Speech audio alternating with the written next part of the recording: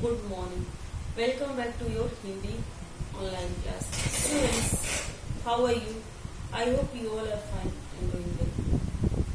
आज हम लोग पढ़ेंगे साहित्य सागर पद्य भाग का लेसन 5 मेघ आए, जिसके राइटर हैं सर्वेश्वर दयाल सक्सेना। सर्वेश्वर दयाल सक्सेना प्रकृति प्रेमी थे। इन्होंने मेघ की तुलना शहर से आए हुए दामाद से की है और पूरी कविता प्रकृति और शहर से आए हुए दामाद की तुलना से तुलनात्मक कविता है। तो सबसे पहले हम सर्वेश्वर दयाल सक्सेना के संक्षिप्त जीवनी पढ़ेंगे, उसके बाद इस कविता की व्याख्या करेंगे। ओके। श्री सर्वेश्वर दयाल सक्सेना का जन्म उत्तर प्रदेश के बस्ती जिले में 15 सितंबर सन 1927 को हुआ था। स्थानीय विद्यालय में प्रारंभिक शिक्षा प्राप्त करने के बाद इन्होंने एंग्लो संस्कृत उच्च विद्यालय बस्ती से हाई स्कूल की परीक्षा उत्तीर्ण की। तत्पश्चात ये वाराणसी चले गए। हाई स्कूल की परीक्षा पास करने के बाद ये वाराणसी चले गए। वहाँ क्वींस कॉलेज से इन्होंने इंटरमीडिएट की परीक्षा उत्तीर्ण की। इन्होंने इलाहाबाद विश्वविद्यालय से बीए और एमए की परीक्षा पास की। शिक्षा समाप्त करने के बाद कुछ समय के लिए इन्होंने अध्यापन का कार्य किया। बाद में आकाशवाणी में सहायक प्रोड्यूसर के पद पर कार्यरत रहे। इसके बाद ये दीनमान नामक लोकप्रिय पत्रिका के उप संपादक के रूप में कार्यरत रहे। बच्चों की पत्रिका पराग का संपादन भी किया। 24 सितंबर सन 1983 ईस्वी में इस महान कवि की मृत्यु हो गई, जो साहित्य जगत के लिए एक अपूरणीय घटना थी। स्टूडेंट्स, इस कविता का पहला पैराग्राफ है, मेघ आए बड़े बन ठन के संवर के। कवि क्या कह रहे हैं कि मेघ इस प्रकार बन ठन के संवर के आए हैं, जिस प्रकार शहर से कोई दामाद जो है तैयार होकर गांव में आता है और गांव के लोगों के अंदर उस शहर से आए हुए दामाद को देखने की उत्सुकता रहती है। तो बारिश से आने से पहले मेघ जो है, बादल जो है, चारों तरफ छा जाते हैं और पुरवाई हवा चलने लगती है।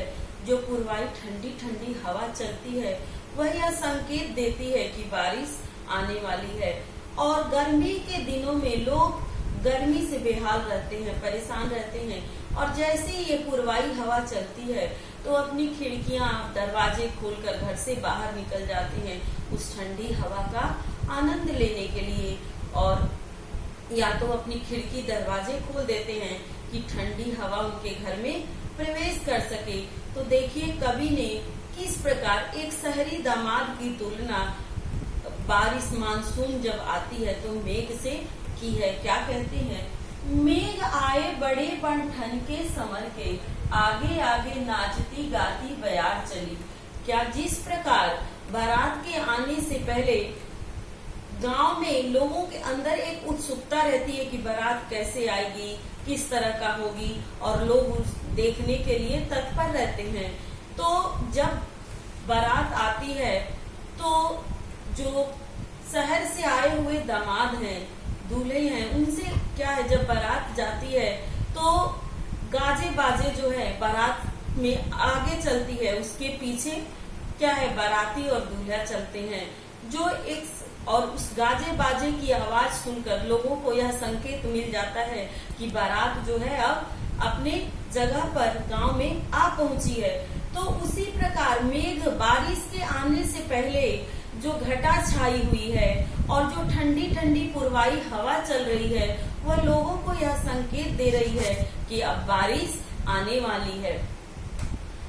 तो दरवाजे खिड़कियां खुलने लगी गली गली। तो बारिश से आने से पहले जब पुरवाई ठंडी ठंडी हवा चलती है तो लोग अपने खिड़कियां और दरवाजे खोलकर उस ठंडी हवा को महसूस करते हैं और इस दरवाजे खिड़कियां खोलकर घर से बाहर निकलते हैं कि ठंडी हवा का आनंद ले सके। दूसरा अर्थ यह है कि जब लोग शहर से जो दामाद गांव में आने वाले हैं तो जब गाजे बाजे की आवाज सुनते हैं तो उन्हें यह संकेत मिल जाता है कि अब बारात पहुंचने ही वाली है या पहुंच रही है, तो अपनी खिड़कियां और दरवाजे खोलकर उन्हें देखने के लिए तत्पर हो जाते हैं, तैयार हो जाते हैं। ओके, पाहुन जो आए हो गांव में शहर के, कवि क्या कह रहे हैं कि बारिश का मानसून इस प्रकार बना है और लोगों के अंदर ऐसी उत्सुकता है जैसे कोई पाहुन अर्थात किसी का दामाद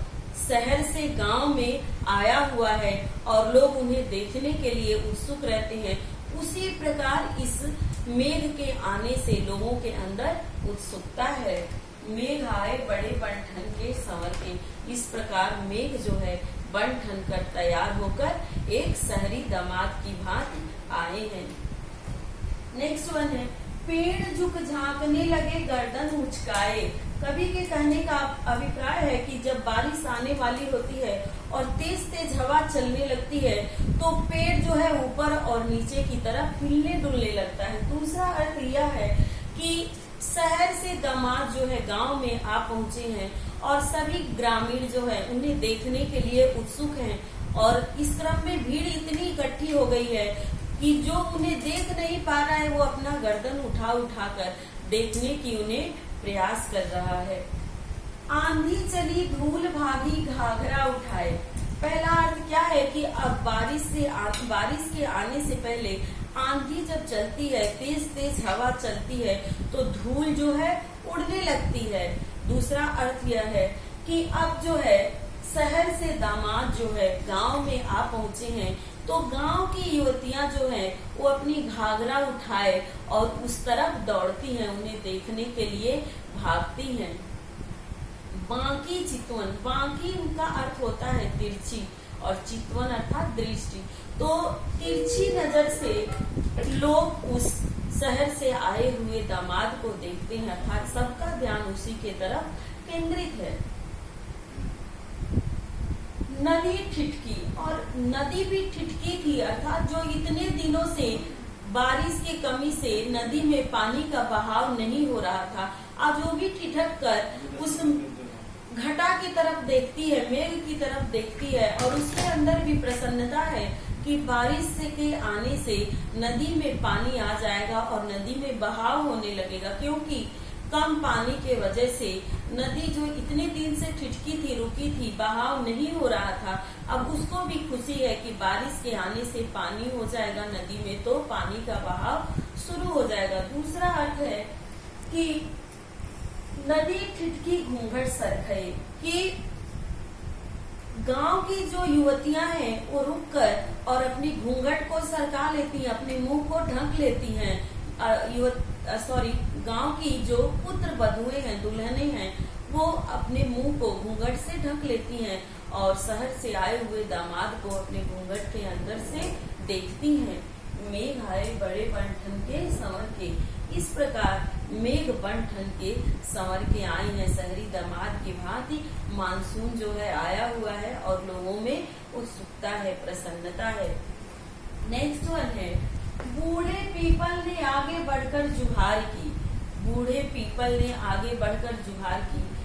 वृक्ष में सबसे ज्यादा पीपल का ही उम्र होता है, तो बारिश के आने का स्वागत जो है पीपल जो है खड़ा है कि सबसे पहले वो उस बारिश का साल का पहला बारिश है तो उसका अभिवादन करेगा, बारिश का अभिवादन करेगा। दूसरा अर्थ यह है कि अब जो है बारात जो है शहर से गांव में आ पहुंचा है तो घर जिसके घर का बारात है उसके घर का बुजुर्ग जो है खड़े हैं कि वो उस बारात का अभिवादन करेंगे। ग्रामीण संस्कृति में या हमारे वहाँ की ऐसी संस्कृति है कि जब कोई रिश्तेदार पाहुन घर पे आता है तो घर के बड़े लोग उसका अभिवादन करते हैं, उनका स्वागत करते हैं।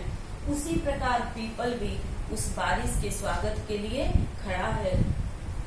अच्छा, बरस बाद सुधी लेनी बोली अकुलाई लता ओट हो की मान की। अब जो है लता जो है उस मेघ रूपी दामाद की पत्नी है। जब उसके पति 1 साल बाद उससे मिलने आते हैं तो वो दरवाजे के पीछे से छिपकर और क्या पूछती है कि 1 बरस बाद आपको मेरी याद आई है, 1 बरस बाद आप मेरा समाचार लेने आए हैं, 1 साल तक आप कहाँ थे। क्योंकि गांव में एक ऐसी संस्कृति होती है कि शर्म लज्जा के कारण वह लता रूपी पत्नी एकाएक अपने पति के सामने प्रत्यक्ष रूप से नहीं जाती है, इसलिए दरवाजे के पीछे से पूछती है कि 1 साल बाद आपको मेरी याद आई है, 1 साल तक आप कहाँ थे। हरसाया ताल लाया पानी परात भर के, हरसाया ताल लाया पानी परात भर के। यहाँ ताल की तुलना जो है लता रूपी पत्नी के भाई से की गई है। तो ताल भी खुश है और परात में पानी भरकर लाता है उस शहर से आए हुए दामाद का पैर धोने के लिए। हमारे वहाँ का ऐसा रिवाज है कि जब कोई रिश्तेदार घर पे आता है तो उसका पैर जो है उसके चरणों को परात में पानी लेकर धोया जाता है। दूसरा अर्थ है कि ताल भी खुश है कि 1 साल बाद बारिश आने से अब ताल में भी पानी भर जाएगा। क्योंकि आज अभी तक पानी कम होने से उसको भी इंतजार था कि बारिश कब आएगी, आज उसका भी इंतजार पूरा हो जाएगा। आज पानी उसको भी इच्छा अनुसार पानी मिल जाएगा, उसके लिए इच्छा की पूर्ति हो जाएगी। मेघ आए बड़े बन ठन के संवर के, इस प्रकार मेघ जो है सज धज के तैयार होके एक दामाद की भांति आए हैं। लास्ट वन है क्षितिज अटारी गहराई दामिनी तम की। क्षितिज का अर्थ होता है जहाँ धरती और आकाश मिलते हैं तो उसके बीच की जगह को क्षितिज बोलते हैं। तो इस लता रूपी पत्नी और मेघ रूपी पति का भी मिलन अटारी अर्थात घर की छत पे होता है। इसलिए कवि ने क्या कहा है कि क्षितिज अटारी गहराई दामिनी दम की। और जब तेज बारिश होती है और तेज घटा छाई रहती है तो दूर तक देखिए तो ऐसा लगता है कि धरती और आकाश का मिलन हो रहा है। तो उसी के बीच की जगह को क्षितिज बोलते हैं। वहाँ तेज बिजली कड़कती है और उसके बाद बारिश होने लगती है। ठीक उसी प्रकार जब छत पे उस लता रूपी पत्नी और मेघ रूपी पति का मिलन होता है और वो जब जान जाती है कि किस कारण से उसके पति 1 साल तक उससे मिलने नहीं आए, तब क्या कहती है कि क्षमा करो गांठ खुल गई अब भरम की। वो बिजली सी उस कारण को जानकर वो बिजली सी कौंध जाती है और उसको पश्चाताप होने लगता है कि वो अपने पति को ऐसे संदेह की दृष्टि से क्यों देखी। और फिर क्या कहती है कि मुझे माफ करो, क्षमा कर दीजिए, मेरे अंदर आपके प्रति जो संदेह रूपी गांठ थी आज वो नष्ट हो गई, खुल गई। अब मेरे मन में आपके प्रति किसी तरह का कोई संदेह नहीं है। और फिर क्या होता है कि बांध टूटा झरझर मिलन के अश्रु टूटे। बांध टूटा, बारिश इस प्रकार मूसलाधार बारिश होने लगती है जैसे लगता है कि कोई बांध टूट गया हो। और दूसरा अर्थ यह है बांध टूटने की तुलना कवि ने सब्र से की है कि जो लता रूपी पत्नी है 1 साल से वो उसके अंदर एक सब्र की थी कि कब उसके पति उससे मिलेंगे। आज वो जो है इंतजार का बांध जो है टूट गया है क्योंकि उसके पति उससे मिल गए हैं। और फिर मिलने के बाद दोनों के खुशी के वजह से आंखों से आंसू बहने लगते हैं। ठीक उसी प्रकार जिस तरह मूसलाधार बारिश होती है उस तरह दोनों के आंखों से बारिश के रूप में आंसू निकलने लगते हैं। मेघ आए बड़े बन ठन के संवर के, इस प्रकार मेघ जो है एक शहरी दामाद की तरह बन ठन कर तैयार होकर शहर से गांव में आए हैं। वही ठीक वही वातावरण है। इस बादल के छा जाने से 1 साल बाद लोग पसीने से गर्मी से व्याकुल हैं और ये जब ठंडी ठंडी हवा चलने लगती है तो लोगों के अंदर एक उत्सुकता होती है, खुशी होती है कि अब बारिश आएगी और उन्हें राहत होगा। उनका मन जो है मुक्त हो जाता है उस मानसून को देखकर। Thank you.